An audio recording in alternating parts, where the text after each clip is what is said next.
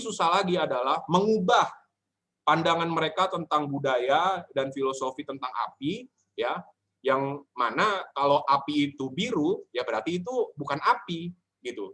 Nah, dari sini kita mencoba, oh, co-firing ini apa membutuhkan apa ya, sesuatu yang masif gitu dan kolaborasinya juga sangat banyak. Nah, untuk selain kita menggunakan pelet ini untuk co-firing, ya ternyata yang jalan duluan, yang sudah berjalan saat ini itu justru adalah kompor pelet ya dengan metode gasifikasi. Nah, ini bisa menggantikan minyak tanah ya di Kabupaten ND. Dulu kita juga pernah coba di Kupang ya, dan sekarang sudah word of mouth ke sejumlah wilayah di Flores ya. Nah, kemungkinan ini akan jadi primadona. Bahkan kemarin sudah diapresiasi oleh Gubernur NTT ya pada saat kunjungan ke ND, dan pelet ini ya akan dijadikan opsi untuk energi di Pulau Sumba. Kemarin pada saat saya bertemu dengan Pak Bupati menyampaikan bahwa Pak Gubernur menginginkan pelet ini bisa menjadi opsi energi di Pulau Sumba, dan ada di googling. Jadi Pak Gubernur memesan kompor pelet ya sebanyak 1.000 buah ya sebagai pemancing agar industri kompor pelet itu berjalan. Nah, ini kemarin pada saat Pak Gubernur datang ya. Nah, di sini ada dua tipikal kompor. Yang pertama itu kompor besi ya, kompor yang besi. Yang kedua ini adalah kompor tanah liat. Nah, ternyata yang diminati oleh masyarakat dan juga Pak Gubernur ternyata ini kompor tanah liat. Gitu. Kenapa kompor tanah liat? Mungkin seolah ini katro atau old school atau seperti apalah. Tapi di balik materialnya tanah liat, ya, metode yang kita gunakan itu adalah metode downdraft gasification, ya. Jadi secara teknik ini cukup berteknik, ya. Yang kita bedakan hanya materialnya saja. Dan kenapa kita menggunakan material tanah? Karena balik lagi kita mencoba melakukan kedekatan dengan budaya dan culture mereka.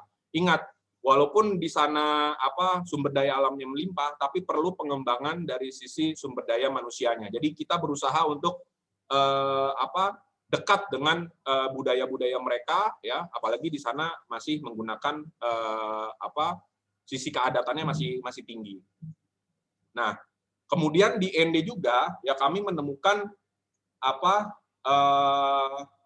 metode ya bersama Pak Lambok itu namanya fuel blending. Nah, jadi Pak Lambok ini pada saat kuliah di Belanda dulu ternyata pelet biomasa ini bisa direkayasa gitu, direkayasa sesuai dengan kebutuhan, kualitas dan kuantitasnya. Apalagi di PLTU yang tipikal seperti di ND itu banyak debu batu bara yang belum terbakar. Jadi kita bisa melakukan blending dengan debu batu bara dan juga dengan serbuk kayu, limbah kemiri, ya, limbah-limbah pertanian yang bisa membantu densitasnya seperti itu. Saya mau mengucapkan selamat datang ke Pak Ahsin di Rut Indonesia Power. Selamat datang Pak Ahsin.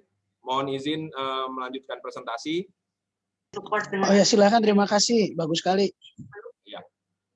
Nah, ini adalah salah satu limbah yang ada di NTT ya, limbah kemiri ya. Dan ini sebenarnya menjadi suplemen, hanya berapa persentasenya hanya sedikit lah untuk bisa kita lakukan fuel blending ya. Nah, kemudian banyak yang bertanya tadi kemana sampah plastiknya.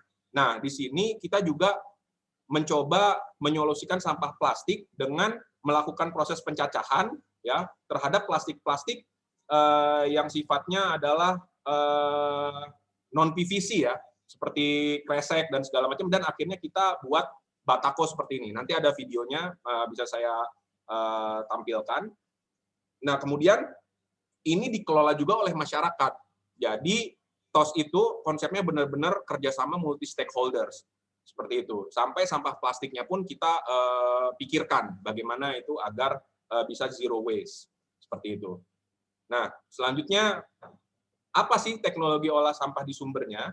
Ya, nah dari sejumlah penjelasan saya tadi, ya berdasarkan data yang ada ya dari Kementerian Lingkungan Hidup, ini data resmi, walaupun belum diupdate lagi ya dari Kementerian Lingkungan Hidup, ternyata sampah yang paling dominan di Indonesia itu adalah sampah organik, di mana di dalamnya itu adalah sampah biomasa. Sampah biomasa itu ada dedaunan, ada ranting, ada limbah pertanian, perkebunan, dan segala macamnya, yang ternyata kalau ditumpuk di TPA ya atau di TPS itu bisa menghasilkan gas metan ya yang terlepas begitu saja, dan menurut data itu jauh lebih berbahaya 28 kali dari CO2. Nah, jadi wajar aja kalau misalnya di TPA-TPA itu terjadi kebakaran dan segala macam, ya mungkin karena gas metannya langsung terlepas di udara dan akhirnya terbakar. Nah, sampah plastiknya sendiri ini hanya 14%. Sampah plastiknya ini juga terdiri dari dua macam, sampah non PVC dan sampah PVC. Ya, botol-botol itu kurang lebih sekitar setengahnya lah, itu sudah pasti habis dijual ya. Nah, sisanya lagi itu yang sebenarnya bisa kita manfaatkan. Nah, yang lain itu kertas, karet, logam, ini juga bisa kita manfaatkan, kain, dan residu, ada limbah B3 dan segala macamnya, itu hanya 2% dari total persampahan. Nah, di wilayah Indonesia Timur sendiri, sebenarnya sampah organik atau sampah biomasa itu nilainya itu sampai 70%. Ya. Bahkan kalau lagi musim panen itu bisa sampai 80%, karena banyak limbah pertanian di sana. Jadi mubazir, daripada dibakar, ya lebih baik itu kita jadikan energi untuk co-firing dan juga untuk energi kerakyatan. Untuk co-firing, kita bisa berkontribusi terhadap karbon netral di co-firing, ya. Untuk masyarakat, ya bisa mengurangi minyak tanah, ya subsidi minyak tanah, bisa jadi energi kerakyatan juga, bisa mengurangi penebangan pohon ya karena masyarakat di sana pakai kayu bakar dan lain sebagainya. Dan mudah-mudahan dengan adanya program PLN tentang dedieselisasi, mudah-mudahan nanti gasifikasi ini bisa menjadi solusi lah untuk mengganti solar pada diesel-diesel yang dimiliki oleh PLN. Nah, ini yang tadi saya infokan ya, contoh-contohnya ini di TPA. Nah, kalau dilihat, mata kita ini seolah-olah tertipu. Wah, ini banyak sampah plastik dan segala macamnya. Padahal, ini didominasi oleh sampah organik. Dan ini adalah asap akibat dari gas metan yang keluar dari proses pembakaran, proses aerobik ya. Aerobik atau anaerobik, gitu, saya lupa. Ya. Nah, kemudian ini sampah yang ada di sungai dan segala macam. Sama, mata kita tertipu oleh warna, ya, dimensi dan segala macamnya. Padahal setelah kita timbang, ya ternyata ini adalah sampah yang didominasi oleh sampah organik. Nah, ini Mas Arief, yang, ada pertanyaan dulu dari Zulfikar. Oh ya, silakan. Silakan Pak Zulfikar. Mungkin bisa selesai, cuman tadi buat mau nanti aja. Mungkin. Oh, oke. Siap. Oke. Nah, ini juga sampah jenis tipikal sampah yang banyak di Indonesia Timur. Bahkan di wilayah Jawa, Sumatera, ya, PLN itu memiliki ROW yang mana harus dirabas dalam waktu tertentu dan nilainya itu berpuluh ribu kilometer sirkuit. Kita pernah melakukan penelitian di Kupang bahwa setiap kilometer sirkuit itu memiliki potensi 200 sampai 300 kg sampah biomasa seperti ini. Ranting, pohon, daun dan segala macamnya, dan ini dibiarkan dibuang ke TPA begitu saja. Nah, ini limbah-limbah pertanian ya. Ini kita bisa katakan sebagai sampah biomasa musiman ya. Nah, ini yang tadi saya katakan di ROW-nya PLN, dan ini harus dipangkas oleh PLN dalam waktu tertentu ya, bahkan hampir setiap hari sih kalau di wilayah Indonesia Timur ya. Nah, ini juga jenis sampah yang ada di PLTU ya. Kita mencoba menyolusikan sampah ritip yang tersedot di PLTU itu ya, dan kita jadikan suplemen pakan ternak, dan ini sudah berjalan di PLTU Tanjung Jati di Jepara. Nah, ini sampah-sampah pasar dan segala macam, ini juga kenapa kita harus biodryingkan, karena ya itu membusuk dan bau, ya mau tidak mau kita harus melakukan proses biodrying agar bau dan bisa kita keringkan seperti itu.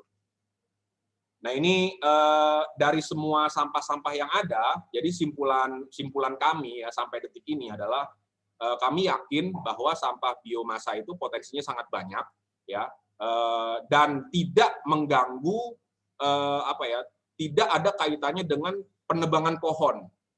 Ya, tidak ada kaitannya dengan penebangan pohon, Karena selama ini image co-firing itu selalu identik dengan penebangan pohon. Nah, ada beberapa apa ya, berita dan segala macam yang seolah-olah memojokkan program co-firing ini, padahal yang kita gunakan itu adalah sampah biomasa yang memang sudah disediakan oleh Tuhan, kayak rambut ya. Kalau rambut panjang yang dipotong kan rambutnya, bukan kepalanya. Nah, sama kayak tumbuhan. Nah, banyak potensi-potensi alam yang sudah disediakan dan banyak sekali data-datanya menyangkut hal itu ya. Jadi ini mungkin perbandingannya, ada proses aerobik, anaerobik, dan proses TOS ya. Mungkin nanti ini teknis, mungkin nanti bisa kita diskusikan ya. Dan kembali proses biodrying itu mungkin nanti Pak Made bisa jelaskan, banyak metode-metode biodrying ya. Tapi yang kita yakini bagaimana proses biodrying itu bisa dilakukan oleh masyarakat setempat. Apapun jenisnya, bioaktivatornya, apapun caranya, yang jelas esensinya harus sama, bahwa kita harus bisa menyolusikan permasalahan sampah tersebut agar tidak menjadi malapetaka di kemudian hari. Ya, kemudian selanjutnya adalah terkait dengan pengelolaan sampah. Ya, kenapa kita TOS ini ada dan menjadi salah satu solusi lah untuk penyelesaian sampah di sumbernya. Pertama adalah undang-undang, peraturan pemerintah dan segala macamnya yang menyatakan bahwa ya sudah saatnya kita melakukan penyolusian sampah, pengolahan sampah di sumbernya. Ini ada beberapa referensi dari Kementerian Lingkungan Hidup dan alhamdulillah kami menjadi tim pembuat DED ya yang ditugaskan oleh Kementerian Lingkungan Hidup ya. Nah, kemudian gimana caranya TOS ini bisa merubah paradigma dari yang dulu melakukan pengumpulan, kemudian angkut dan dibuang ke TPS dan TPA ya, menjadi kita pilah dulu di awal ya dengan cara melakukan proses biodrying ya. Artinya pemilahan itu dilakukan setelah proses biodrying ya. Kemudian kita kumpulkan material-material yang sudah keringnya ya, yang berpotensi menjadi energi ya. Kemudian kita lakukan pengolahan ya. Pengolahan itu bisa macam-macam. Bisa dipelet ya, bisa sampai cacahan aja. Kalau cacahan itu juga sebenarnya bisa dijadikan media tanam, pupuk dan segala macamnya. Kemudian kalau misalnya jenis sampahnya itu sampah kelapa, ya itu punya nilai jual tinggi juga. Jadi apa ya? Kita harus memahami material-material apa yang memiliki fungsi apa, kira-kira seperti itu. Nah, dari semua yang ada, ya, kalau tadi videonya kita lebih banyak berbicara masalah MSW ya, Municipal Solid Waste ya, dari sampah perkotaan, ya, mungkin yang kita kelola itu tahapannya seperti yang tadi saya sampaikan, ya. Jadi tidak dipilah, kita masukkan ke dalam box bambu. Ya, setelah kering kita lakukan pencacahan, akhirnya menjadi pelet. Nah, yang kita lakukan di Indonesia Timur, yang saat ini kita lakukan di ND, karena sampahnya itu adalah dominan biomasa, jadi yang kita lakukan adalah melakukan pencacahan dulu. Kenapa melakukan pencacahan?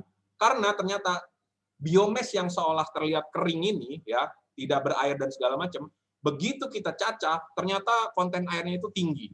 Dan belum lagi jenis material tertentu ada getah dan segala macamnya. Nah, setelah kita cacah, baru kita lakukan proses biodrying, gitu, untuk mengoptimalkan kadar air yang ada di biomes ini. Nah, balik lagi, kenapa kita harus memikirkan moisture content, ya, memikirkan kadar air?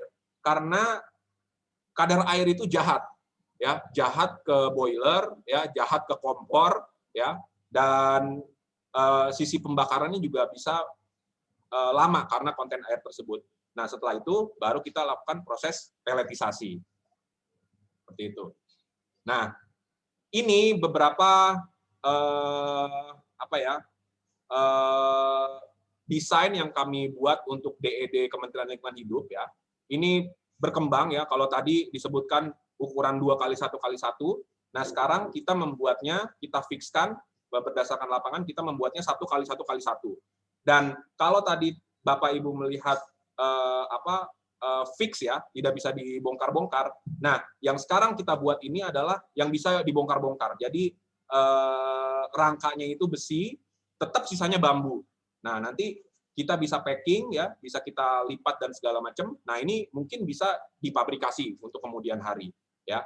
Nah, ini desain yang akan desain DED yang akan kita launching nanti tanggal 25 Juni. Nah, kemudian yang kedua adalah mesin cacah. Nah, mungkin banyak orang yang bilang, gampang mesin cacah, semuanya bisa ini itu ya.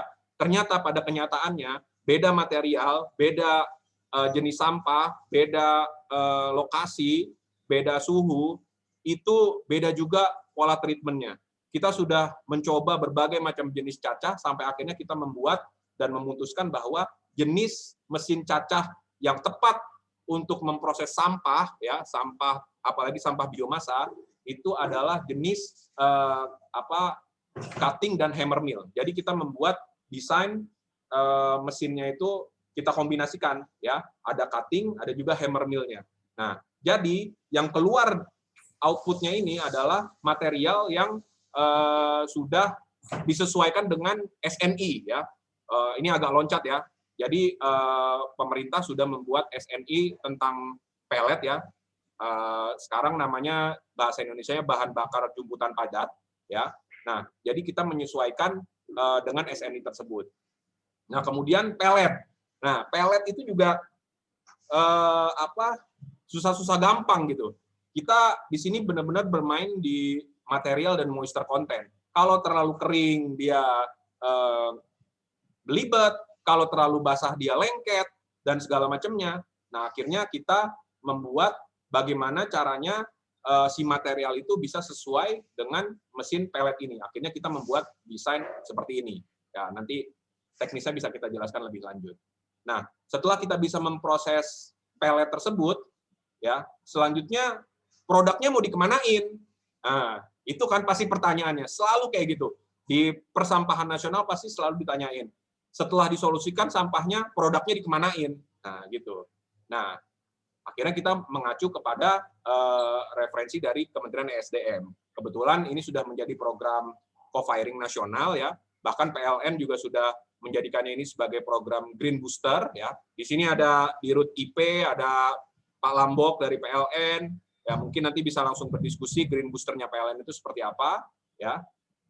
Nah, akhirnya dari sana kami ya mencoba untuk menganalisa secara mendalam, melakukan investigasi lah.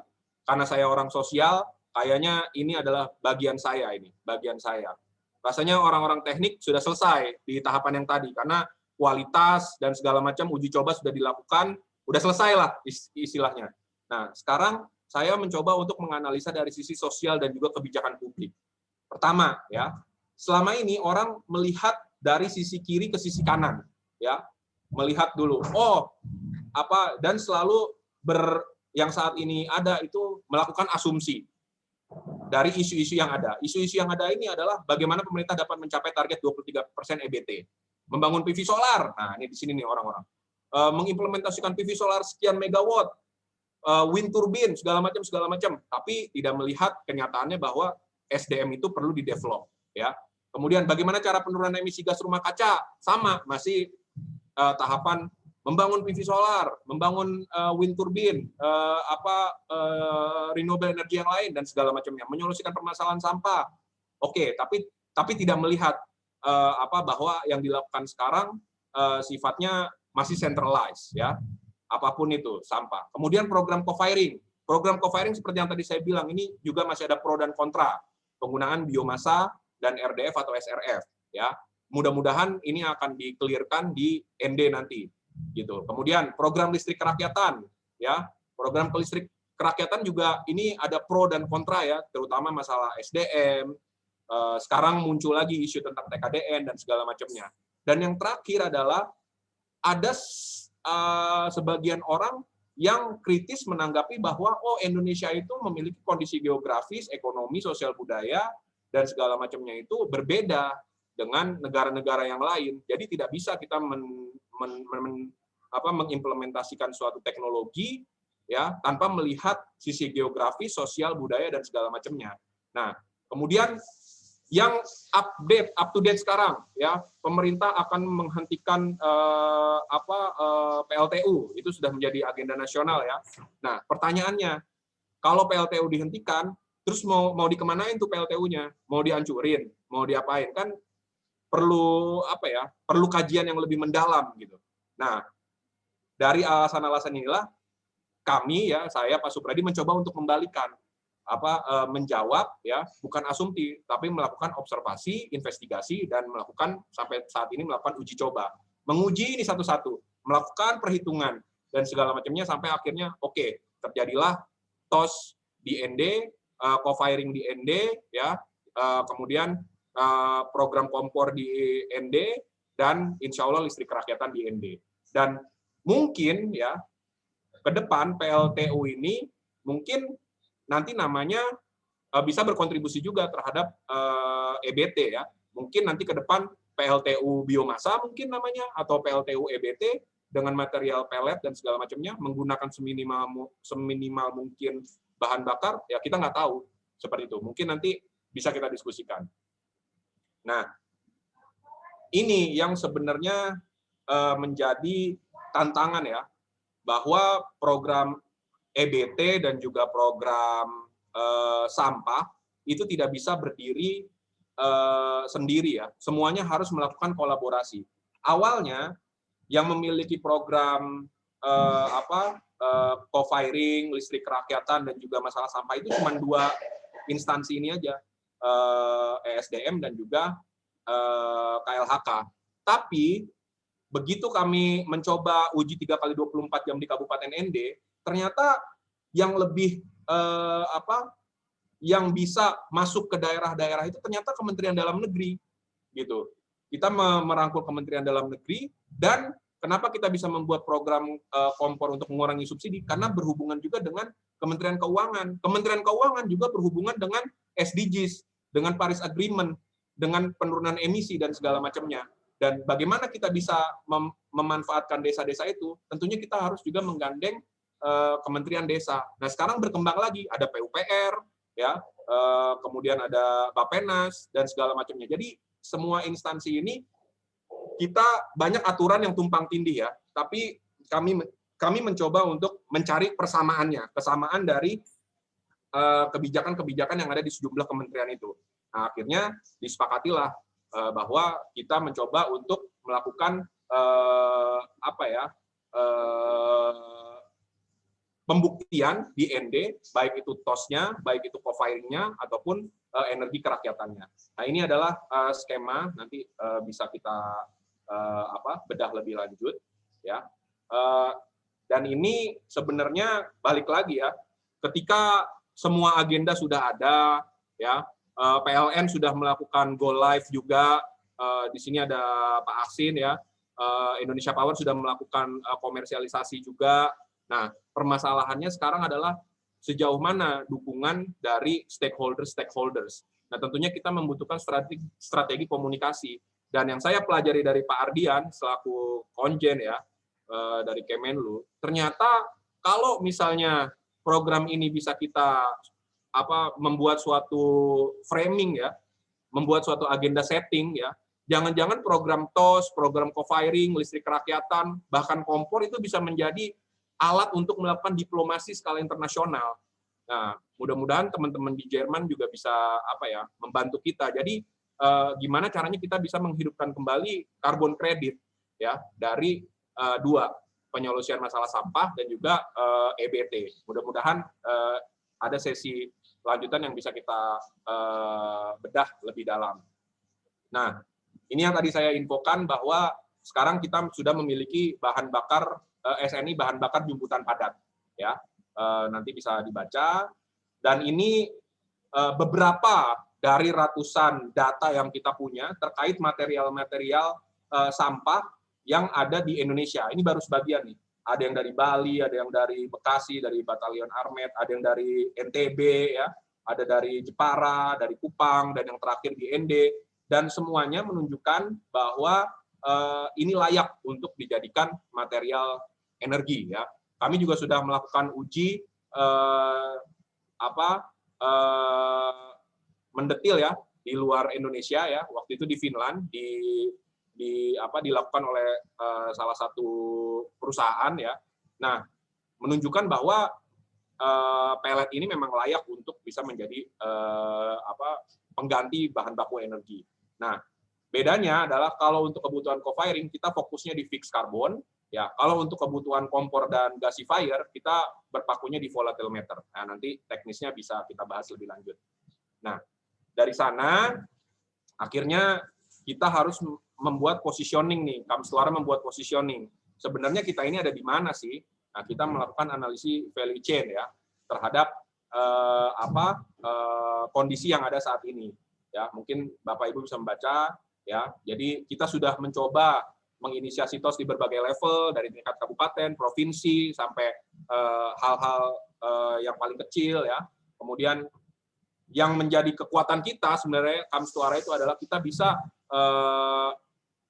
berkomunikasi langsung dengan masyarakat. Nah, hal ini mungkin sulit untuk PT-PT yang komersil ya.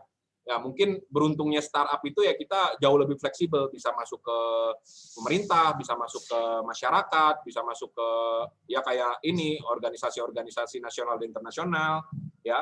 Dan kita juga bisa melakukan penelitian walaupun kita bukan lembaga penelitian, tapi kita mencari data empirik ya. Mencari data empirik. Mungkin ini levelnya udah lebih jauh daripada sebatas penelitian yang sifatnya akademik. Tapi saat ini kita dibantu oleh sejumlah universitas, salah satunya Universitas Pertamina dan Stimlog ya, Sekolah Tinggi Ilmu Manajemen Logistik, dan sekarang ada juga Satria ini dari Victoria University Kanada ya, yang saya kepinginnya bahwa apa yang sudah data-data yang sudah kita temukan, data empirik yang sudah kita temukan itu dibahasakan ke dalam bahasa akademik sehingga bisa populis di mata akademisi. Ya, mudah-mudahan nanti dari FIRE dan juga dari universitas-universitas Jerman, PPI Jerman, ya bisalah nanti kita menjadikan ini sebagai suatu produk akademis, gitu ya. Nah, balik lagi. Konsep desentralisasi itu bukan hanya mempermudah monitoring atau melakukan proses quality control terhadap kuantitas dan kualitas pellet ya, tapi juga mengakomodir masyarakat ya, dan juga menyolusikan sampah di sumbernya ya. Artinya kita bisa meminimalisir truk-truk sampah yang bau ya, truk-truk sampah yang boros bensin, solar dan segala macamnya. Nah, tetap masih kita fungsikan, tapi sudah digunakan untuk menyetor material-material pellet ini untuk kebutuhan pembangkit listrik, industri, bisnis, bahkan untuk masyarakat. Jadi lebih ke arah supply chain manajemennya. Nah, ini kita coba menghitung ya, best practice-nya. Jadi dalam DED itu kita ditugaskan untuk menyolusikan sampah 10 ton per lokasi ya, untuk desentralisasi pengolahan sampah.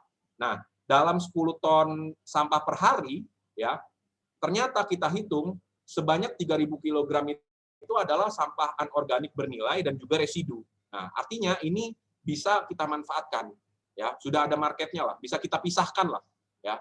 Kemudian 7.000 kilonya itu adalah sampah yang dapat diolah ya, dengan mesin cacah yang kita kembangkan ya, akhirnya bisa kita solusikan ini ya.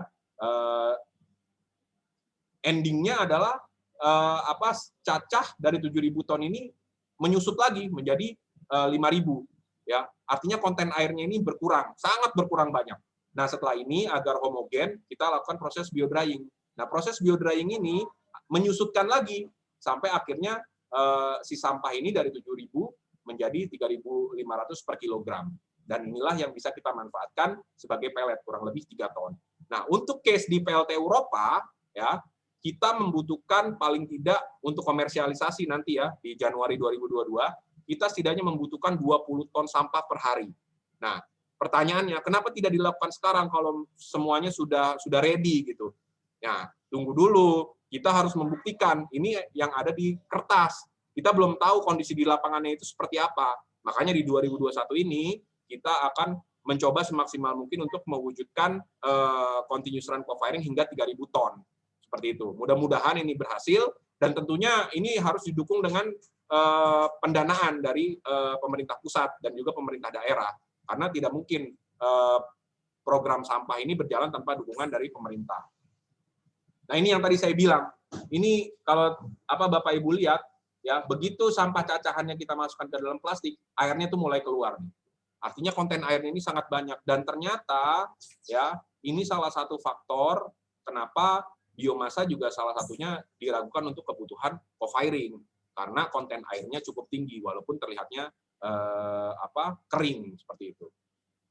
Nah, mungkin di situ dulu ya, sebelum saya cerita tentang strategi kami di Kabupaten ND, mungkin biar tidak jenuh, mungkin Bapak Ibu ada yang mau mengomentari atau apa, silakan, mungkin saya kembalikan dulu ke Mas Asmi. Ya, makasih Mas Arief. Bagus sekali ini presentasinya, banyak sekali membuka pikiran saya.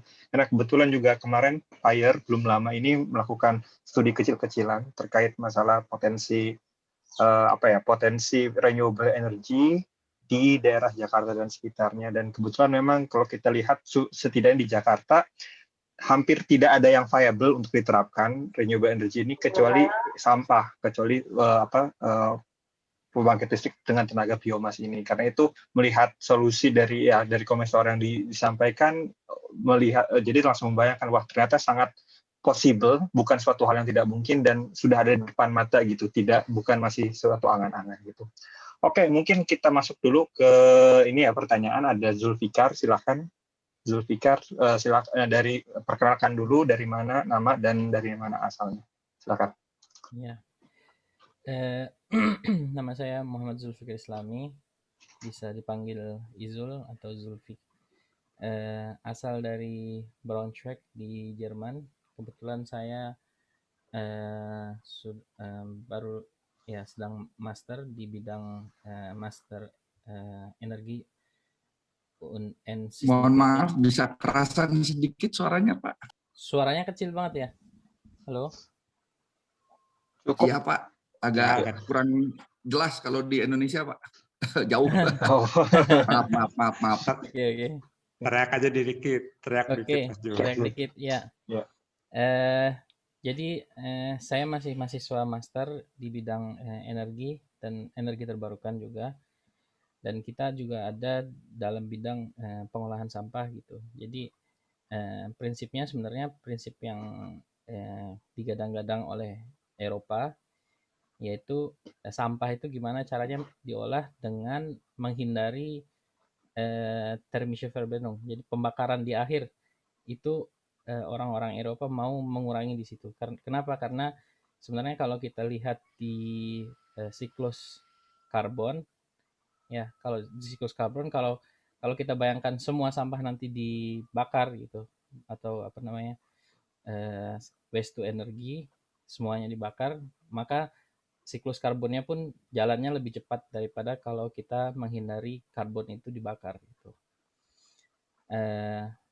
Yaitu salah satu background kenapa di Eropa atau misalnya di Jerman, contoh di kota saya di Braunschweig, mereka sedang membangun PLTBM yang tadi dibilang, jadi pembangkit listrik tenaga biomasa, betul. Nah, jadi yang di Jerman itu, kalau yang di tempat di kota saya ada 2 pengolahan biomasa itu sendiri. Jadi dipisah antara biomasa kering dan biomasa basah gitu. Jadi mengurangi proses drying ya. Kalau di Indonesia tadi yang dijelasin proses drying. Nah, ini nggak ada gitu. Jadi sampah-sampah yang emang dari biomasa dan kering itu emang udah dipisah gitu. Mungkin kalau di Indonesia susah ya untuk itu. Jadi supply chain-nya, jadi mereka ngambil emang bener-bener industri yang pengolahan kayu gitu, buat buat supply untuk pembangkit listrik tenaga biomasa yang bentuknya padat gitu. Sedangkan ada juga yang bentuknya padat dan kering, dan ada juga yang bentuknya basah. Nah, apa itu sampah yang dari basah? Yaitu sampah-sampah yang dari rumah tangga, industri kecil tentang makanan dan yang lain-lain, yang tingkat airnya tinggi, dan itu jadi dibuat namanya bioreaktor yang dibikin nanti jadi biogas. Nah, kelebihannya itu biogas sama bioreaktor itu apa namanya dia cocok untuk sampah yang basah, dan prosesnya itu bisa langsung diterapkan setelah sampah itu keluar dari rumah gitu. Nah, pertanyaan saya mungkin tadi kan ada proses piomisasi. Jadi sampahnya disemprot sama air ya, terus ditunggu untuk berapa hari gitu ya, biar masanya berkurang atau volumenya berkurang. Itu di saat itu apakah di site-nya itu kan pengolahan sampah on-site gitu, apakah itu emisi dari udara di situ atau dari air yang ada di tanah gitu. Jadi sebenarnya emisi dari pengolahan sampahnya itu gimana? Soalnya setahu saya di setiap tempat pengolahan sampah itu juga ada harus pengawasan apakah ini emisinya bahkan sampai ke tanah atau sampai ke udara, dan gimana sendiri tentang perlindungan para pekerja yang kerja di site-nya gitu. Apakah sudah ada penelitian, ada hasilnya dari situ. Terus yang kedua ada pertanyaan lagi, tadi kan mikir kita mau menyuplai atau Komestaram mau menyuplai co-firing di PLTU. Nah, sedangkan PLTU itu kan kebutuhannya banyak gitu, dan jumlah sampah kalau misalnya kita total gitu dari beberapa daerah, apakah jumlah sampahnya itu mencukupi untuk memenuhi kebutuhan minimum berapa persen biar meningkatkan biar masyarakat itu bisa dapat dapat keuntungan dari mengumpulkan sampah gitu. Maksudnya berapa persen kemungkinannya itu bisa berhasil, misalnya berapa jumlah sampah yang ada yang bisa diolah kira-kira menutupi kebutuhan ya, biar memenuhi kebutuhan itu. Dan soalnya kan tiap masing-masing daerah beda sampahnya ya, mungkin ada daerah pegunungan, daerah pantai, itu gimana solusinya? Oke, mungkin bisa. Saya ikut bicara. Oh ya, silakan Pak. Terima kasih Pak Arif. Sebelumnya saya minta maaf, mungkin kalau tidak berkenan. Sejauh saya tahu bahwa selama sesuatu itu dibakar, itu tidak renewable energy. Kita sebut sebagai renewable energy kalau tidak ada pembakaran, misalnya dari matahari atau dari angin, itu tidak ada pembakaran. Tapi saya lihat tadi bahwa endingnya adalah produk yang dibakar. Pertanyaan saya mungkin apakah sudah dihitung kalori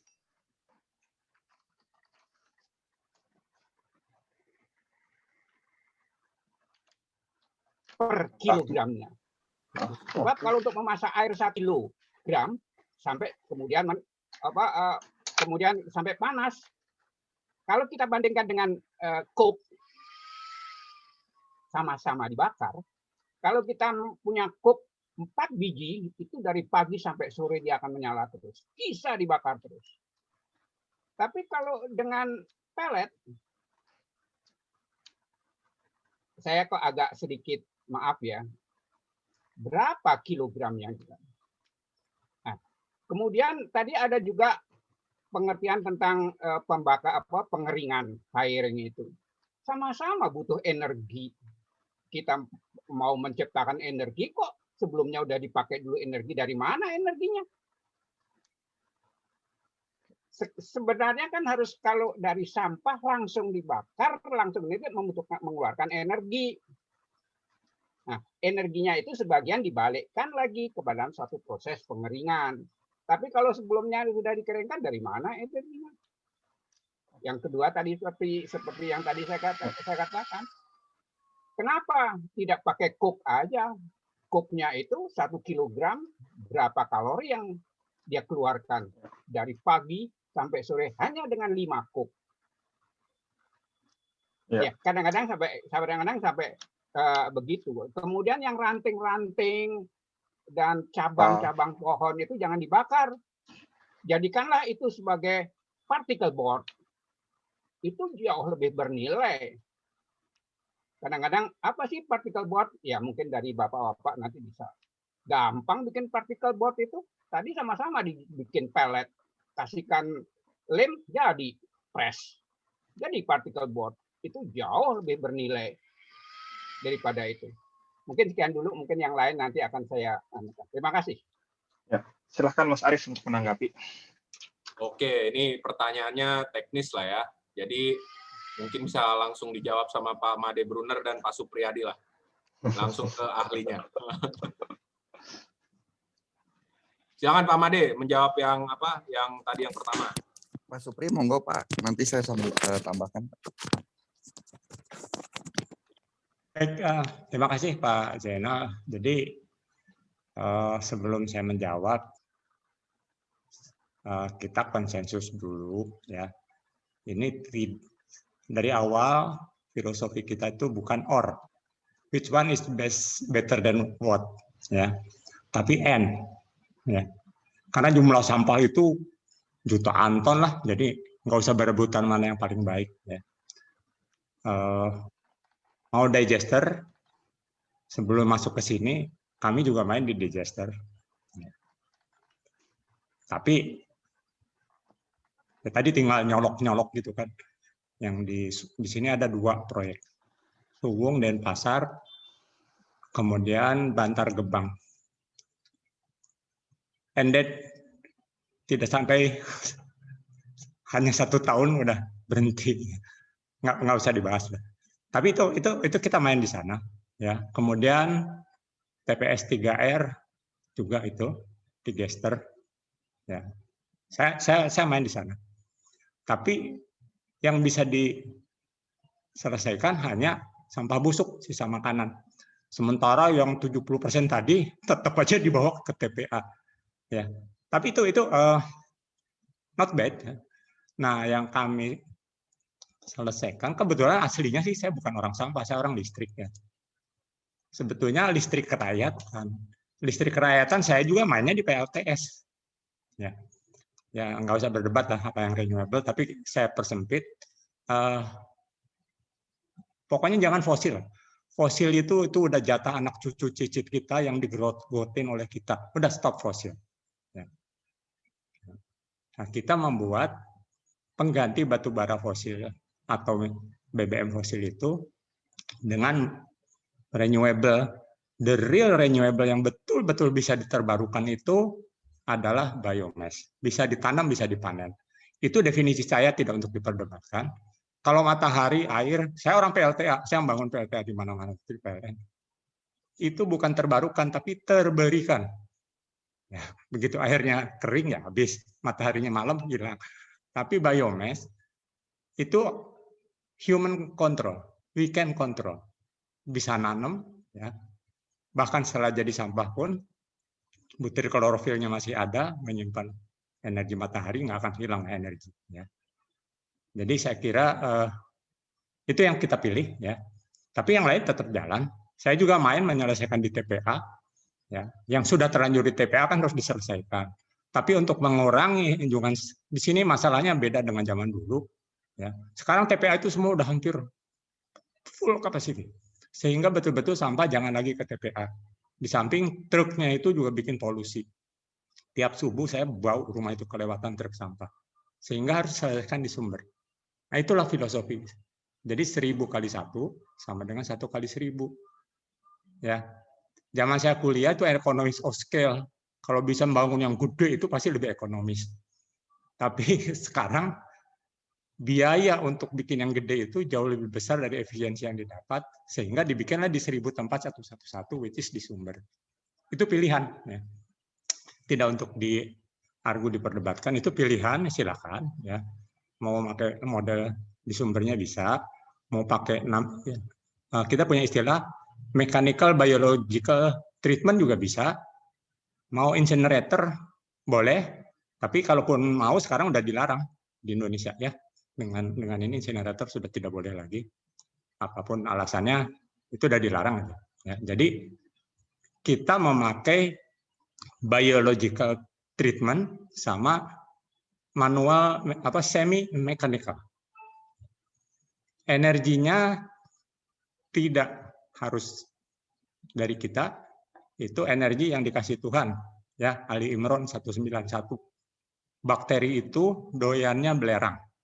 Jadi pertanyaan tadi, ya, apa tidak ini? Enggak, karena belerangnya udah dimakan bakteri dan tidak ada licin. Silakan dicek. Jadi salah satu keunggulan ini tidak menghasilkan lindi, kering. Ya. Jadi kalau yang tadi, ya, yang itu lindinya tuh ngerusak air tanah, ini kering. Kemudian emisinya nggak ada karena belerangnya udah dimakan oleh bakteri. Dan sambil makan itu dia menghasilkan temperatur. Ya, jadi indikatornya gampang nih, cara-cara katrok. Wah, kalau hangat ini berarti bakterinya hidup. Kalau terlalu panas kita harus kasih aerasi. Gitu aja. Nah, kita jaga di bawah 70 derajat. Dan setelah 4 hari bau udah hilang. Jadi yang tadi dikhawatirkan karena ini kecil, ya, rakyat suruh bawa ke laboratorium, dari mana duitnya. Tapi dari visual, dari indera udah bisa, asal nggak bau, ya. Kemudian itu udah kering, dipegang juga udah tidak jijik, ya itu udah kerja, ya. Jadi memang kami memilih ala rakyat gitu aja, ya. Ala rakyat, bukan yang itu nggak bagus, bukan. Kita memilih memberi opsi, memberi alternatif kepada rakyat sebagai penyampah, sebagai poluter, untuk solve their own problem. Ya, tidak jolim. Selama ini jolim. Pura-pura dibungkus kresek, rumah saya bersih, tapi dilempar baunya ke tempat publik. That's jolim. Ya. Nah, ini selesaikan. Nah, selesaikannya dengan cara tadi. Jangan sampai ada lindi, ya. Kemudian robahlah jadi sesuatu yang bermanfaat. Itu surat Yasin 80. Maaf saya menyebut itu, ya. Bahwa memang dijadikan segala macam tumbuhan itu ya untuk kamu bisa jadikan api. Ya. Jadi walaupun saya di ITB, tapi TOS ini dasarnya dari situ ilhamnya. Ya. Kita nggak usah berdebat itu, nanti ada Pak Made jago ahli lingkungan, kalau saya jago listrik. Sementara itu, jadi tidak ada perbedaan, tapi saya menjawab, ya, tadi tidak butuh energi karena yang bekerja adalah bakteri. Ya, jadi bioaktivatornya itulah kunci dari tempat olah sampah di Sumber kita. Karena bioaktivator itulah yang bisa menghilangkan tadi racun-racun, ya, termasuk belerang. Dan yang kedua bisa menaikkan kalori sekaligus menurunkan moisture. Rumusnya itu urusan orang kampus, tapi kita dari hasil laboratorium. Ya, sudah 40-an lebih lah hasil uji lab. Tipikalnya sama, moisturnya pasti turun di bawah 20%, kalorinya 3.000 plus minus 200. Sementara kalau sampah hanya dijemur, paling tinggi itu nggak sampai 2.000. Ya. Tapi kalau ada peranan bakteri, ciptaan Tuhan kita libatkan, nggak usah digaji. Ya, kalau milah tuh gaji orang kan, kalau ini nggak. Jadi itu saja, nanti Pak Made yang lebih teknis ininya. Ya. Jadi saya kira dalam waktu singkat, ini kita tidak bisa cukup waktu, ya, dan yang lebar. Itu aja, Mas Asmi. Makasih. Ya, silakan Pak Made mungkin mau melengkapi sekaligus menjawab pertanyaan yang kedua terkait apakah sampah itu bisa menutupi kebutuhan, energi dari sampah itu bisa menutupi kebutuhan listrik ataupun kebutuhan energi dari rakyat. Silakan. Terima kasih, Pak Asmi. Terima kasih, pertanyaannya menarik, ya. Ini justru seru nih kalau lihat pertanyaannya dari sisi yang kita tidak pikirkan gitu, ya. Tapi menarik. Nah, tadi pertanyaan yang dari Pak Zulfikar ya, betul ya? Ya, salah Betul, betul. satunya itu kan adalah pertanyaan kenapa apa namanya sistem pengeringannya itu beda dengan yang di Jerman. Mungkin saya ilustrasikan dulu ya, bahwa perlu diketahui sampah biomasa di Indonesia ini kalau udah musim hujan, itu moisture content-nya sampai 85%. So, kalau dibandingkan dengan Jerman yang cuma 30%, ya langit dan bumi ya. Jadi, it's a different animal lah gitu loh.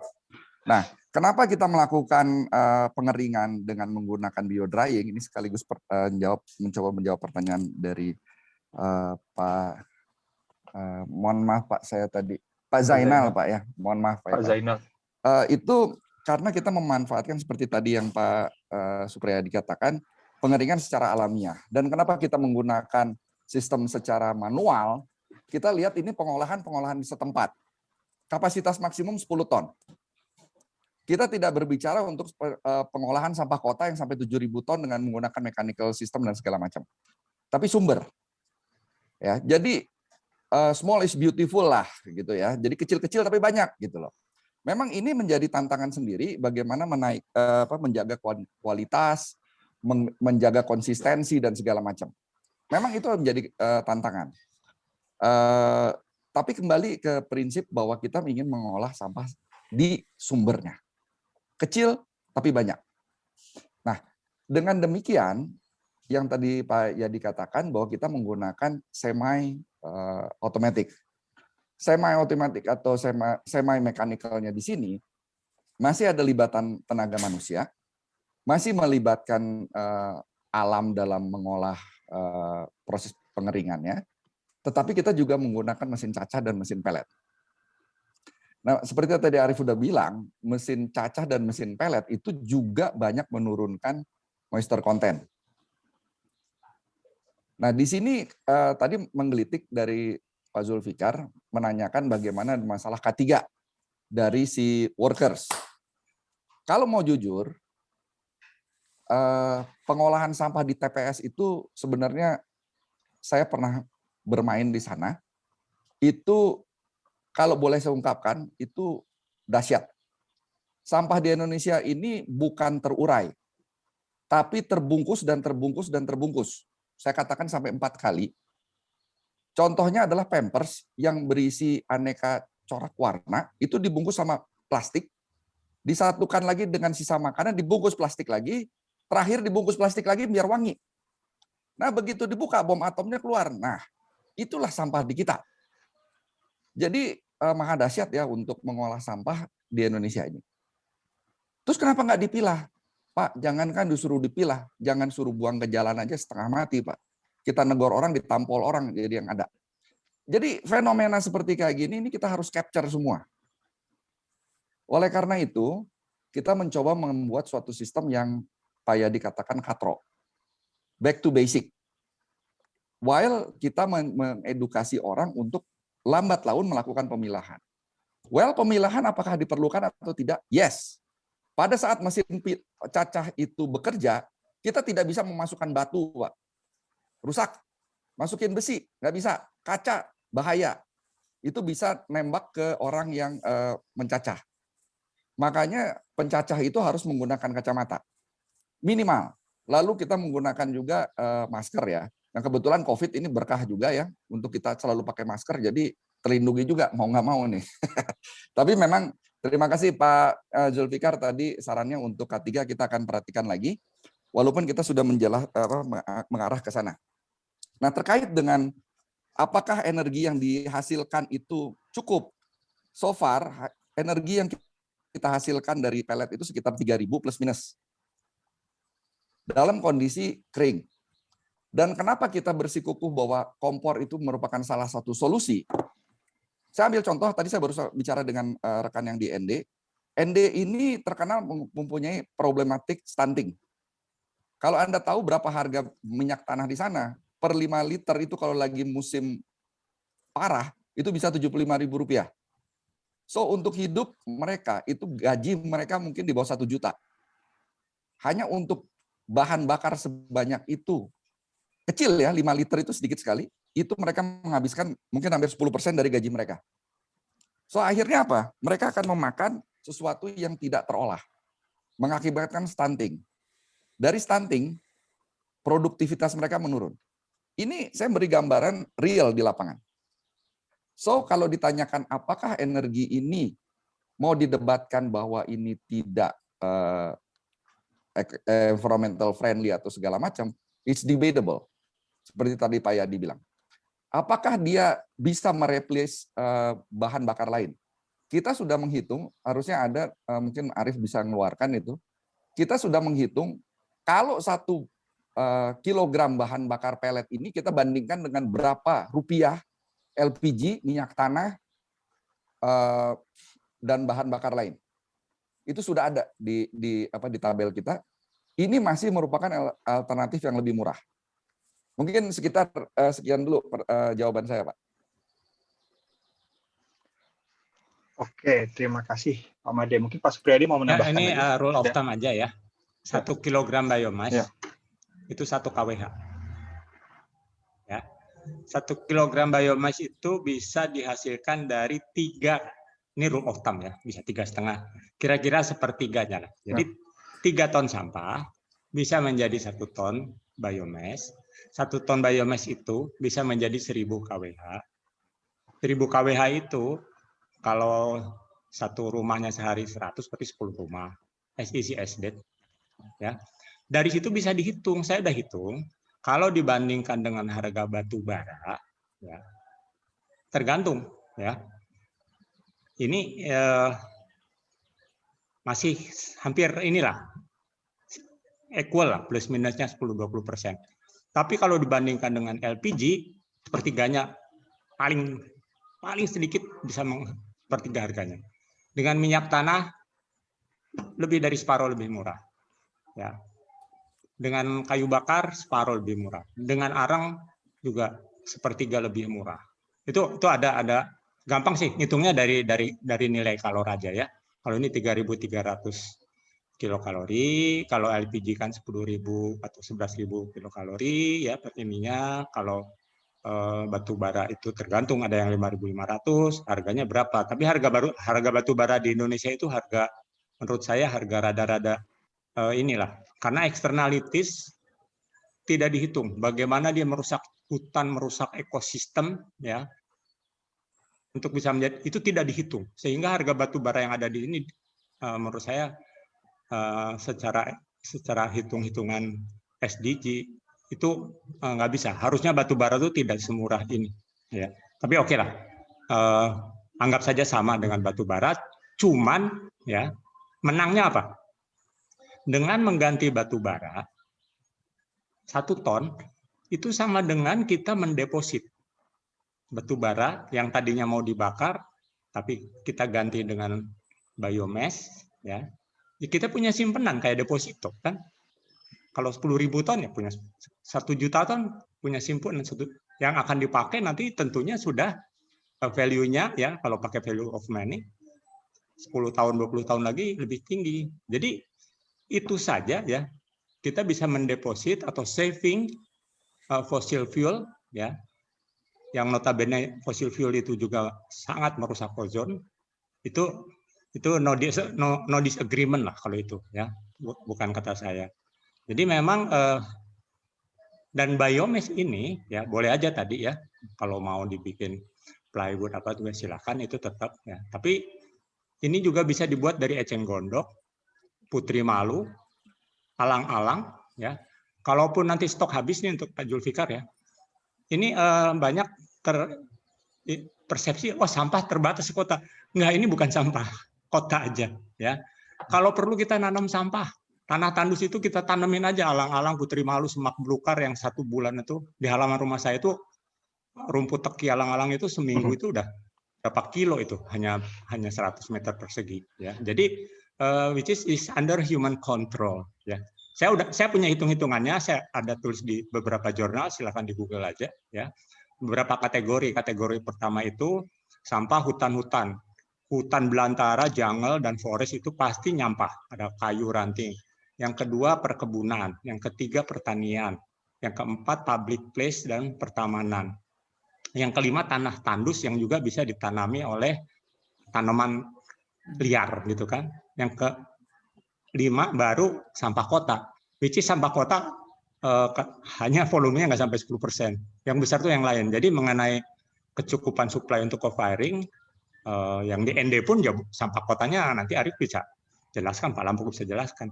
Sedikit banget, justru yang banyak itu dari yang itu ya. Sementara ini di ND di Flores itu nggak ada pabrik plywood lah, walaupun gampang ya dipakai ini, nanti masih banyak sisa-sisanya lah kalau mau dibikin plywood. Jadi ini not for debatable, silahkan aja mau dipakai mana yang lebih utilize lah pada saat waktunya juga ya, waktu dan kondisi. Itu aja tambahan dari saya.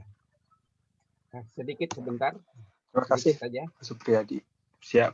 Ini siapa? Oh, Pak Zainal. Boleh sedikit aja. Tapi dipohon sedikit ya Pak.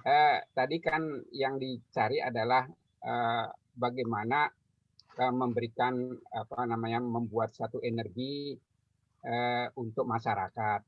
Tapi kalau sistemnya dibakar kan sama saja akan menghasilkan CO2.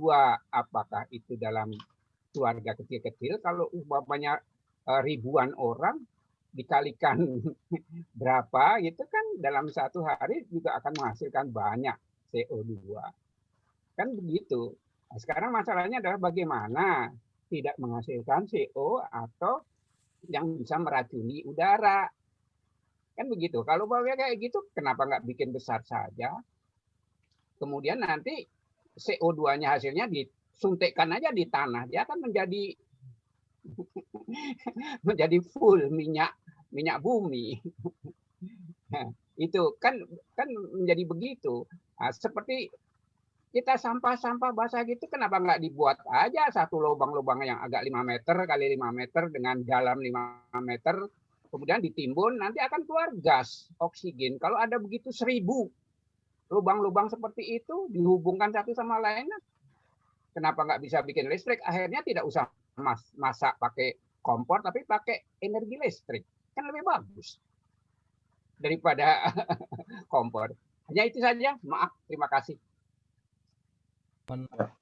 Mungkin saya sedikit nambahkan dulu dari yang pernyataan Pak Zainal. Kebetulan ini juga saya bidangnya energi. Jadi terkait tadi masalah apakah biomas itu mengeluarkan CO2 atau tidak ke pembakaran, ya, karena semua pembakaran pasti mengeluarkan CO2. Tapi biomas ini kita melihatnya bukan hanya sekedar dari pembakarannya saja, tapi kita lihat dia dari mulai adanya di biomas sampai nanti pembakarannya. Jadi kalau misalnya dari penelitian, setidaknya penelitian yang pro kepada biomas, itu oksigen yang sudah dihasilkan dari biomas yang sudah sebelumnya ada, itu tertutupi atau bisa menutupi dari CO2 yang dihasilkan dari pembakaran biomasnya itu sendiri. Jadi sehingga ketika kita lihatnya itu proses dalam satu proses cycle yang besar, itu kita bisa melihatnya sebagai CO2-nya negatif gitu. Karbon dioksidanya itu negatif seperti itu. Jadi dan terus juga terkait masalah betul. Dan terus juga kemudian terkait masalah tadi yang disebutkan Mas Arif, Pak Supriyadi, Pak Made, itu juga karena kita ada permasalahan sampah di mana sampah itu juga bisa menghasilkan metan, gas metan yang jauh lebih berbahaya dibanding CO2. Dan karena tidak kita permasalahan yang kita punya di bumi ini juga tidak hanya sekedar semuanya terkait CO2, karena sebenarnya banyak gas-gas berbahaya yang lain yang kalau misalnya kita biarkan itu juga malah lebih membuat banyak efek negatif pada kita. Nah, untuk gimana cara mengelola yang kita punya ini, tadi seperti yang Supriyadi bilang, saya mungkin highlight, kita tidaklah mencari, kita bukan memilih, tapi menambah pilihan gitu. Jadi karena menambah pilihannya ini, mungkin pada ketika nantinya bisa dengan namanya teknologi carbon capture storage, di mana di situ kita bisa misalnya ada regulasi yang menetapkan setiap biomas punya carbon capture storage, pasti itu akan lebih mengurangi dari karbon yang dikeluarkan. Tapi dan itu sebenarnya sudah banyak solusinya kalau misalnya terkait masalah hanya pembakarannya saja gitu. Oke. Mungkin tadi Pak Supriyadi ada yang mau ditambahkan sedikit atau bisa cukup? Cuman ini aja Pak. Ya, jadi betul tadi. Sedikit. Ini bukan memilih mana yang bagus. Cuman yang kita buat itu ya, kita target marketnya, ya konteksnya memang untuk rakyat lah. Bikin CCUS itu miliaran tuh, triliun. Jadi ini bukan itu bagus, tapi kalau kita sama Arif, kita main untuk rakyat lah gitu kan, boro-boro untuk ini. Jadi biarlah yang itu jalan. Makanya ini N. Tapi yang bisa kontribusi rakyat itu ya kalau bak bambu ini ya. Sementara saat ini juga mereka bakar kayu bakar pelet daripada bakar batu bara dan bakar arang itu masih lebih baik lah kalau dianggap itu tadi definisi itu. Wah, bakar tuh sama minimal ini tidak lagi membakar fosil anak cucu kita. Kalau jadi ini pilihan dan ini kita dedikasikan untuk rakyat yang Indonesia notabene itu masih belum mampu lah. Saya main juga di CCS, sekarang udah ke CCUS kan. Itu PLN aja nggak sanggup itu untuk memasang itu, mahal banget. Bukan jelek ya, itu aja Pak. Jadi bukan bagus atau jelek, itu pilihan. Ya. Oke, mungkin kita cukupkan dulu ininya diskusi tanya jawabnya. Mungkin sebelum kita lanjutkan Mas Arief, kita masih ada waktu beberapa ya, masih sekitar 15 menit 20 menit lagi. Mungkin dari Pak Ahsin Sidki dari Indonesia Power atau Pak Lambok bisa memberikan tanggapan dulu terkait tadi tentang program Komestora ini. Silahkan. Ya, terima kasih. Saya Ahsin Sidki nih. Ya, silakan Pak Selamat Ahsin. atas diskusinya, karena ini ada Pak Supriyadi yang memang mengenalkan dari awal, sudah mulai 5 tahun yang lalu ya Pak, atau 3 tahun di Bali, dan ini terus bergulir dan menjadi solusi menurut saya. Saya sebagai operator dan pemilik PLTU di Indonesia yang terbesar memang sudah siap dan telah menggunakan hasil ya SRF ini dan tidak ada dampaknya ya. Dengan PLN juga sudah bertekad untuk terus membesarkan jumlah dan teknologi yang terus berkembang ini. Jadi ini sudah menjadi pilihan kami di PLN dan Indonesia Power. Saya kira mari kita sumbangkan pemikiran untuk co-firing ini, istilahnya di pembangkit itu co-firing ya. Karena memang sudah ada SK dari direksi, sudah ada dukungan dari menteri, dan ini multi dampaknya besar bagi perusahaan kami adalah lebih hijau gitu, ya, lebih renewable, seperti Pak Supriyadi sampaikan, dengan kreatif. Memang ini dunia mungkin tidak mengenal seperti kita, tapi Indonesia itu akan memiliki kekuatan luar biasa ketika kita mendorong ini. Ini energi Indonesia yang perlu didukung karena yang bekerja di sektor ini kalau ini didukung itu tuh luar biasa banyaknya. Belum lagi dampak kota menjadi bersih, kemudian kesehatan warga lebih baik gitu. Sampah menjadi produk yang unggul sebagaimana awalnya. Artinya sampah ini kan material anorganik yang punya nilai awalnya. Tetapi terbuang dan menjadi masalah. Nah, kami menyambut gembira dan Indonesia akan tetap terus memperbesar ini, dan direksi PLN Pak Ihsan, Pak Darmo dan Pak Zul juga sudah berbicara di berbagai event untuk ini terus dijalankan. Saya kira terima kasih, dan Kamstuara adalah salah satu yang memang sering kita mintai bantuan untuk mengkomunikasi ini kepada publik, kepada stakeholders gitu dengan cara yang baik. Nah, saya kira kan bagus ya bahwa isu pertama dunia adalah sekarang apa? Isu pertama adalah ini climate change. Ini jawabannya. Saya kira ini universal sekali. Ya, terima kasih. Demikian. Selamat sore. Assalamualaikum warahmatullahi wabarakatuh. Waalaikumsalam warahmatullahi wabarakatuh. Terima kasih Pak Ahsin Sidki tanggapannya. Mungkin dari Pak Lambok ada sedikit tanggapan. Terima kasih Mas Asmi. Suara saya termonitor. Terdengar. Jelas, Baik. Ya, Pak Supriyadi, selamat sore, salam sehat selalu. Terima kasih sudah mengundang kami ya dari KJRI Hamburg, Mas Arief, Komstara. Mungkin perkenalkan saya Lambok Siregar, manajer PLN UPK Flores. luar biasa ini diskusi kita pada hari ini. Tapi mungkin sedikit mungkin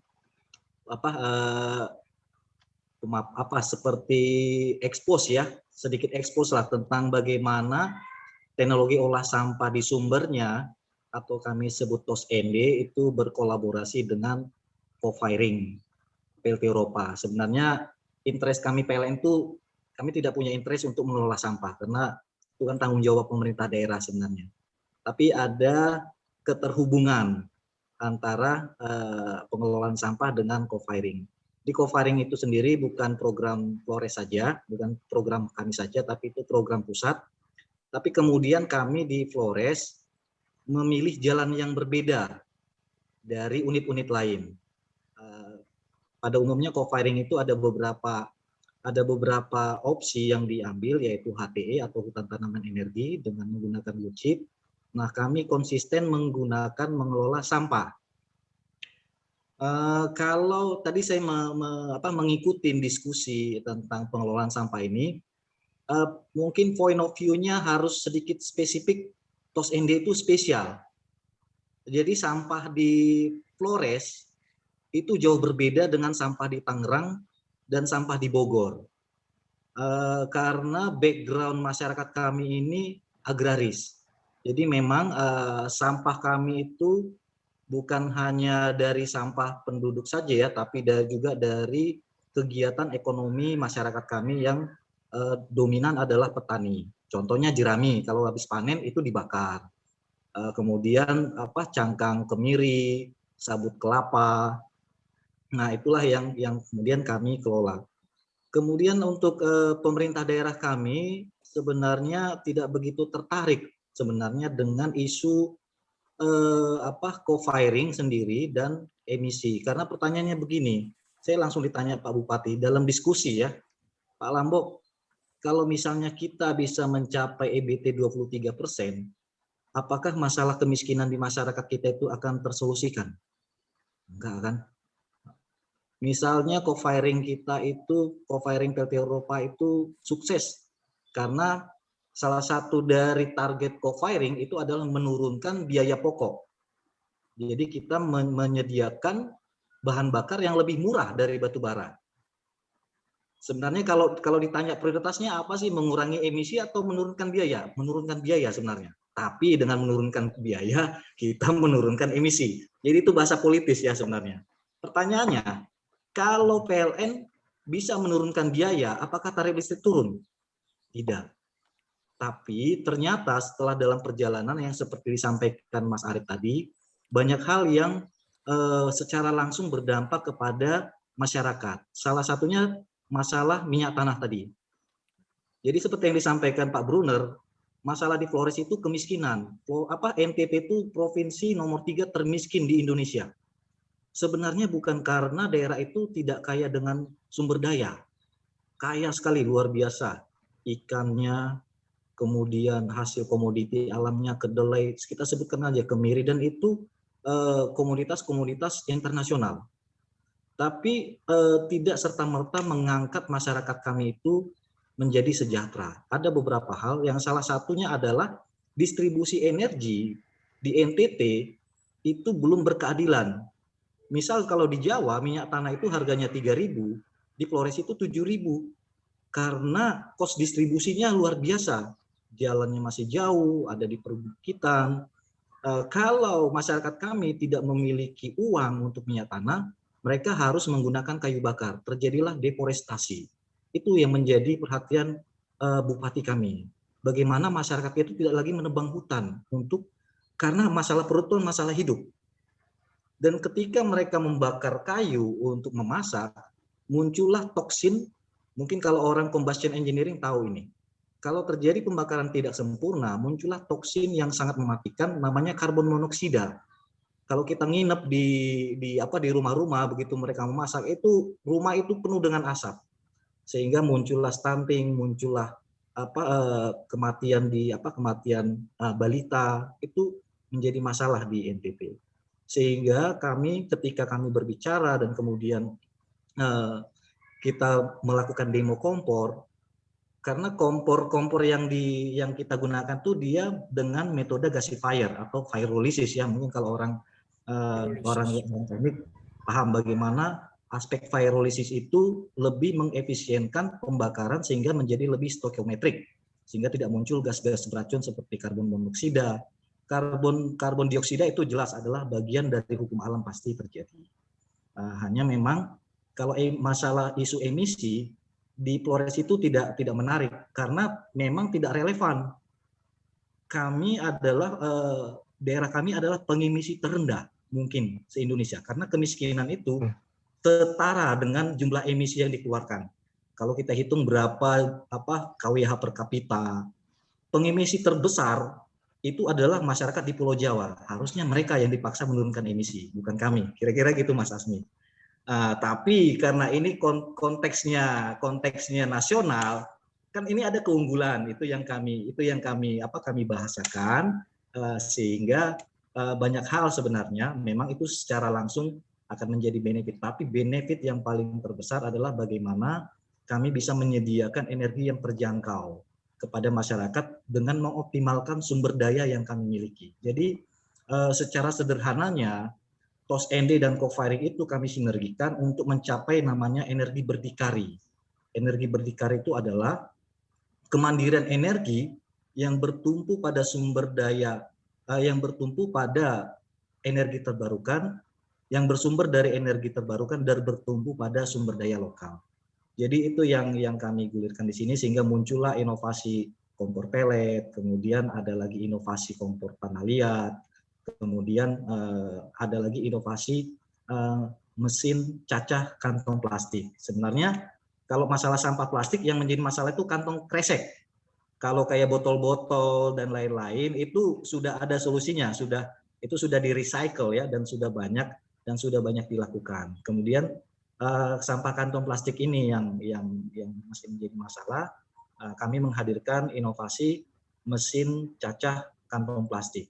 Nah, kantong plastik itu setelah dicacah dia seperti menjadi bubur seperti serbuk. Nah, kalau sudah menjadi serbuk, dia sudah menjadi seperti bahan setengah jadi, bisa menjadi bahan campuran untuk batako, untuk paving block, kemudian untuk keramik lantai, kemudian untuk meja dan dibuat sofa. Jadi menjadi produk-produk yang memiliki nilai baru. Jadi ada added value di sana. Tata kelolanya seperti apa? Jadi kalau TOS ND itu pengelolaan sampah berbasis komunal. Nah, kalau kita sudut pandang kita hanya teknologi, nggak akan mampu kita memahami aspek-aspek dari teknologi olah sampah di sumbernya atau secara spesifik TOS ND. Salah satu keunggulan kita orang Indonesia itu kalau kebetulan saya juga sekolah di Belanda dulu di Eropa. Eropa itu memang dari kecil orang Eropa itu diajarkan untuk mandiri dan sangat individu. Mereka memang leading masalah kemandirian.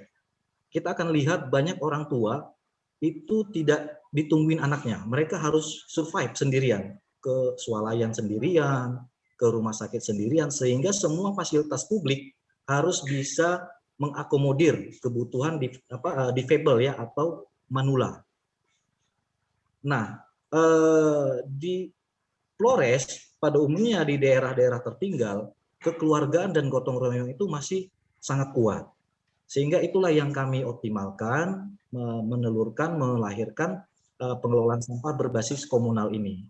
Jadi semua stakeholder, pemimpin tertinggi di ND itu menyatakan secara terbuka mendukung TOS ND. Siapa saja, Uskup Agung ND sudah mengatakan, Bupati ND, Gubernur NTT, semua menyatakan. Jadi ketika pemimpin-pemimpin atau tokoh adat di Flores itu sudah menyatakan, seluruh masyarakat kami mengikuti. Hanya tinggal bagaimana tugas kami adalah capacity building-nya, bagaimana memilah sampah, kemudian bagaimana melakukan recycle dan menghadirkan alat-alat alat-alat baru yang berupa inovasi untuk bisa menjadikan sampah-sampah ini menjadi produk yang lebih bernilai. Memang kita kalahnya dengan negara maju di inovasi itu. Sederhananya misalnya kalau kita buka Tokopedia dengan Alibaba, Di Alibaba itu semua jenis mesin pengolah plastik ada, mau jadi apa itu ada. Tapi kita sebenarnya punya institusi dan orang-orang cerdas. Ada yang diaspora yang di luar, saya tahu tuh karena saya pernah di Eropa. Hanya kita perlu menunjukkan komitmen kita, dan memang tidak mudah. TOS ND inilah wadahnya bagaimana kita menunjukkan komitmen kita dan menunjukkan keyakinan kita bahwa kita sebenarnya bisa menghadirkan suatu teknologi yang tidak usah high tech atau high end sebenarnya, karena kalau high end capacity buildingnya itu menjadi lebih sulit. Jadi kita memang menciptakan inovasi yang sederhana yang cocok dengan sosial budaya kita. Jadi itu yang menjadi spesial di TOS ND. Kebetulan saya dari dulu suka inovasi. Saya sudah menjuarai banyak inovasi, tapi pada akhirnya kosong karena nggak ada kebanggaan sama sekali. Saya akhirnya menyadari kesalahan saya bahwa ketika saya melakukan inovasi, dulunya saya selalu teknologi oriented. Jadi selalu orientasinya, filosofinya teknologi, keunggulan. Tapi ternyata keberhasilan suatu inovasi itu 70% sangat dipengaruhi oleh pemahaman kita tentang sosial budaya masyarakat. Mungkin itu pesan dari saya, Mas Asim. Mudah-mudahan bisa bermanfaat. Terima kasih. Salam sehat semuanya. Semoga sukses Mas Arif dan kawan-kawan, Pak Brunner, semoga sukses. Saya kembalikan ke Mas Asim. Ya, terima kasih Pak Lambok. Mantap sekali. Forstelum apa bahasa Indonesianya tuh?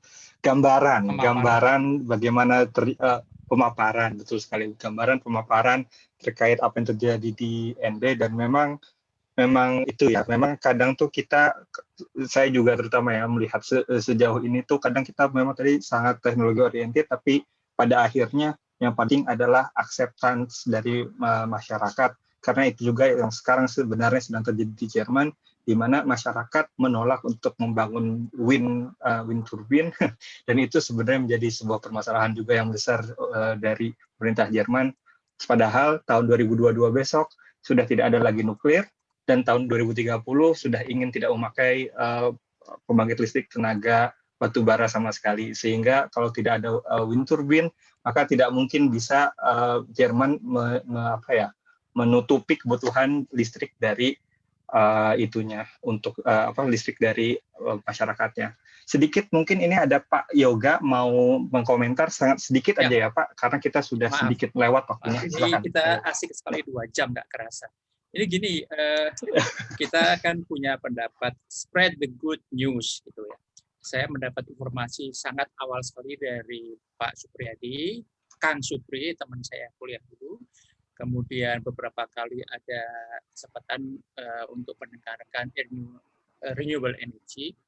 Dan salah satu patokan di dekat Hamburg sini setahun sekali, kalau nggak salah bulan Maret atau April, ada messe yang disebut Erneuerbare Energie. Oh maaf, saya dari Hamburg ya. Saya dari Hamburg, saya udah pensiun dari Lufthansa. Nah, saya melihat di sini sebetulnya ada kesempatan untuk spread the good news. TOS itu adalah salah satu produk Indonesia yang bisa kita andalkan ke dunia.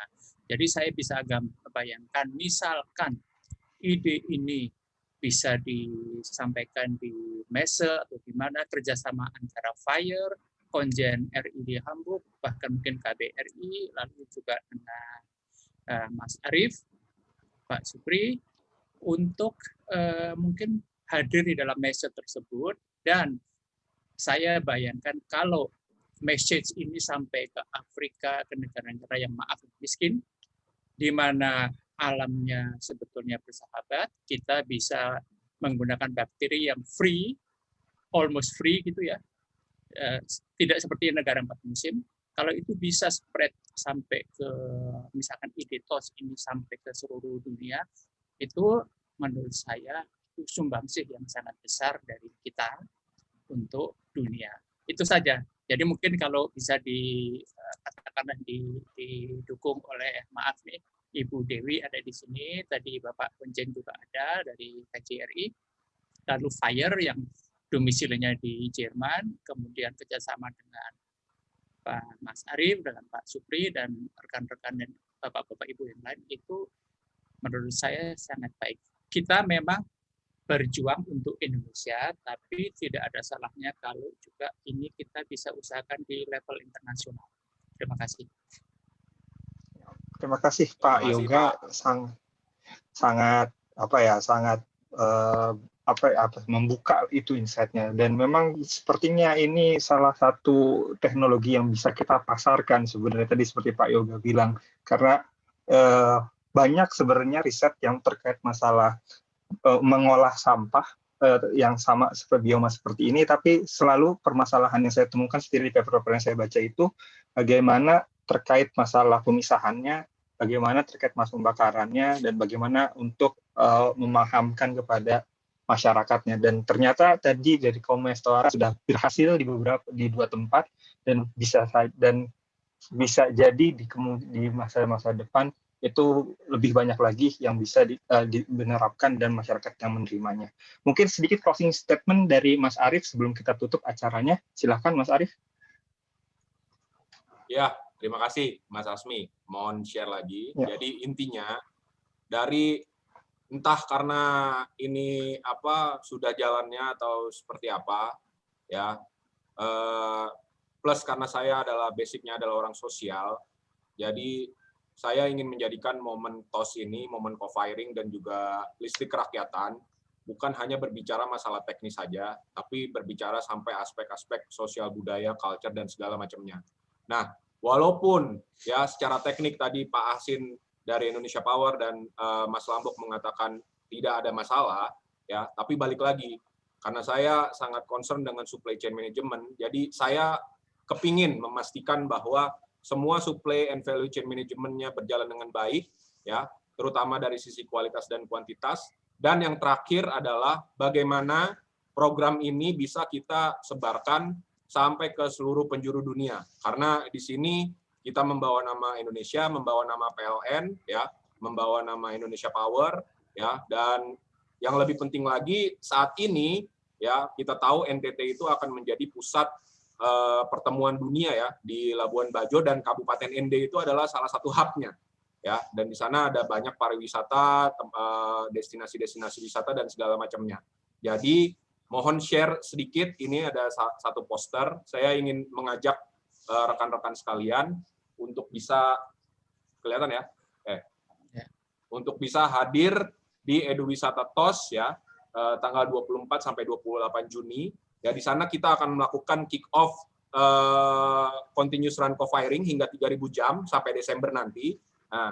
Nah, di sini yang tadi saya katakan, di luar aspek-aspek teknis, ya, saya ingin meng-create sesuatu yang sama seperti yang saya dapatkan waktu di Eropa. Dari beberapa undangan, kayak ke Denmark, Australia, dan segala macam yang saya ikuti, ternyata teknologi-teknologi itu perlu diekspos gitu. Nah, saya ingin membuat suatu eduwisata, jadi nanti semua masyarakat yang ada, yang ingin berkunjung dan melihat co-firing secara langsung, itu bisa langsung melihat PLTU seperti apa, TOS seperti apa, ya, pengolahan, berbincang dengan masyarakat seperti apa, dan di sana kebetulan juga ada destinasi tempat lahirnya Pancasila ya di ND, kemudian ada Gunung Kelimutu di sana. Saya akan mengkombinasikannya dengan wisata. Jadi apa yang saya lakukan, saya pelajari dari apa yang pernah saya dapatkan dulu waktu saya sekolah dan dari beberapa undangan yang pernah saya terima. Jadi mohon dukungannya dari FIRE untuk bisa mempublikasikan ND, ya, karena bagaimanapun TOS ini adalah produk asli Indonesia yang dibangun dari awal oleh Pak Asin di Indonesia Power. Kemudian sekarang kita fokus di ND, ya, mudah-mudahan dari sini kita bisa menyebarluaskan TOS ini bukan hanya di Indonesia tapi di seluruh dunia. Itu aja dari saya. Oh, mungkin saya juga akan menyapa ini satu dari Mas Widya dari Adaro. Mungkin ini juga swasta yang menggunakan TOS juga. Mungkin sedikit bisa menyapa Mas Wid. Selamat sore Mas Arief, apa kabar Bapak Ibu semuanya? Selamat sore, salam kenal dari saya. Mungkin sebagian di sini juga sudah ada yang beberapa kenal. Pak Aksin juga dulu sempat ketemu waktu di Indonesia Power, dan dengan Mas Arief ini kami banyak belajar mengenai TOS, khususnya TOS yang menggunakan sampah rumah tangga, di mana sampah-sampah yang tadinya itu tidak termanfaatkan, sekarang dicoba untuk digunakan sebagai bahan baku co-firing untuk PLTU di tempat kami, yaitu di Tanjung, Kalimantan Selatan. Mudah-mudahan program TOS ini terus semangat dan kemudian bisa bergulir ke seluruh penjuru Indonesia, sehingga harapannya bisa membantu pemerintah untuk mencapai target-target pembangkit yang lebih ramah lingkungan, dan tentunya dalam memberikan layanan listrik yang lebih sustain dan ramah lingkungan kepada masyarakat. Itu saja mungkin yang bisa saya sampaikan pada kesempatan ini. Terima kasih Mas Arief. Ya, makasih Mas Wid. Terima kasih Mas Asmi, terima kasih Pak Asin, Pak Yoga, Mas Lambok, dan rekan-rekan sekalian. Saya, CEO Kamstuara, mohon dukungannya ya untuk kesuksesan TOS ND ini, dan mohon suarakan ini ke Jerman, ya, karena mau gimana pun co-firing dan gasifikasi itu kami referensinya salah satunya adalah Jerman selain dari UK. Ya, mudah-mudahan lancar dan pantau kami terus. Terima kasih. Siap, terima kasih banyak Mas Arief. Terima Pak kasih Ismi, sekali lagi. Dikit kami. Oh, Ya. Bu Dewi silahkan closing statement. Terima kasih Silakan. Pak Ismi, juga teman-teman dari Komenstuara dan juga dari Indonesia yang lainnya. Kami dari KJR Hamburg sangat bangga dengan diskusi ini, sangat mencerahkan dan sangat bermanfaat saya kira untuk kita semua. Kami memang dari sejak awal mencoba untuk mendukung Komenstuara ini tetap bisa terus berkembang, karena Komenstuara ini sudah mulai memberikan kontribusi yang sangat yang bisa dirasakan bagi masyarakat kita di Indonesia, dan kita berharap akan lebih luas lagi seperti yang tadi disampaikan oleh Bapak sebelumnya. Dan salah satu tujuan kami untuk memperkenalkan Komenstuara dengan FIRE ini adalah kita berharap kiranya dari Jerman juga nanti akan ada transfer of knowledge, teknologi dari Jerman, agar supaya Komenstuara ini nanti lebih berkembang lagi. Karena kami sudah sempat diskusi dengan Mas Arief, ke depan itu juga diharapkan dari teknologi sampah ini bisa menghasilkan hydrogen teknologi, dan harapannya karena di Indonesia banyak sampah, dan kalau hidrogen teknologi ini bisa diekspor ke luar negeri, utamanya di Jerman, itu akan sangat membantu. Dan juga tadi seperti pernyataan yang disampaikan oleh Pak Triyoga itu juga sangat baik. Kita juga bisa memberikan dukungan kepada negara-negara ketiga, sekaligus kita mempromosikan Indonesia. Setelah yang terakhir adalah kami dari KJR Hamburg akan senantiasa mendukung kegiatan yang diperlukan dari Indonesia, dan nanti untuk kiranya kalau ada pameran renewable energy, kita akan mengundang Komenstuara untuk berpartisipasi, dan harapannya nanti akan bisa bekerja dengan startup yang ada di Jerman. Demikian dari KJR Hamburg. Terima kasih untuk acaranya. Terima kasih Ibu Dewi, mohon dukungannya Ibu Dewi. Sama-sama. Ya, terima kasih sekali lagi saya ucapkan kepada Bu Dewi sudah atas closing statement-nya, pada Mas Arief juga dari closing statement-nya, kepada semua yang berpartisipasi di sini dari Komenstuara, KJR Hamburg, teman-teman rekan-rekan FIRE, teman-teman yang lain juga sudah hadir di sini menyempatkan waktu. Diskusinya hari ini sangat menarik, sangat bermanfaat, sangat banyak transfer of knowledge yang baru, banyak membuka wawasan, setidaknya buat saya, dan saya yakin juga di teman-teman semua juga. Kita itulah ya, nanti kita ke depan, kita belajar kontakku. Mohon maaf nih, kadang saya suka keputer-puter di otak itu bahasanya itu. apa ya? Keep in touch ya. Keep in touch, bener. Kita keep in touch di ini, nanti juga kita mungkin di beberapa posting Fire ke depan akan meringkas, merangkum sedikit, mempromosikan juga apa yang kita sudah diskusikan hari ini. Semoga ya walaupun kami masih sedikit, belum banyak, tapi mungkin yang percikan-percikan kecil itu bisa membuat sebuah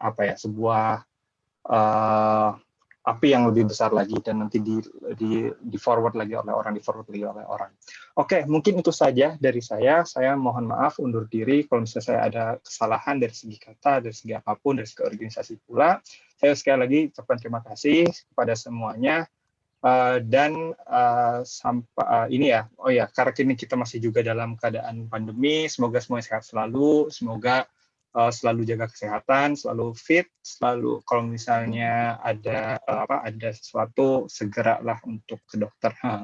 Sedikit pesan dan sedikit pesan sponsor. Oke, sampai kita ketemu lagi di acara Biomas Talk berikutnya. Oh ya, ini terkait recording ini mungkin dari Komestora akan ada itu. Cuman kalau misalnya dari Fire, mohon maaf tadi kami baru ngerekamnya di tengah jalan, tapi rekaman yang di setengah itu akan kami upload di YouTube Fire. Judulnya Forum for Indonesian Renewable Energy. Nanti bisa kami emailkan sekali lagi ke yang sudah mendaftar terkait YouTube kami dan rekamannya. Tapi nanti kami akan rekam apa yang kami punya. Mungkin dari Komestor juga akan merekam, dari KJRI Hamburg juga mungkin akan upload. Saya kurang tahu, nanti mungkin bisa ditanyakan. Dan kita sampai ketemu lagi di acara berikutnya, dan sampai jumpa.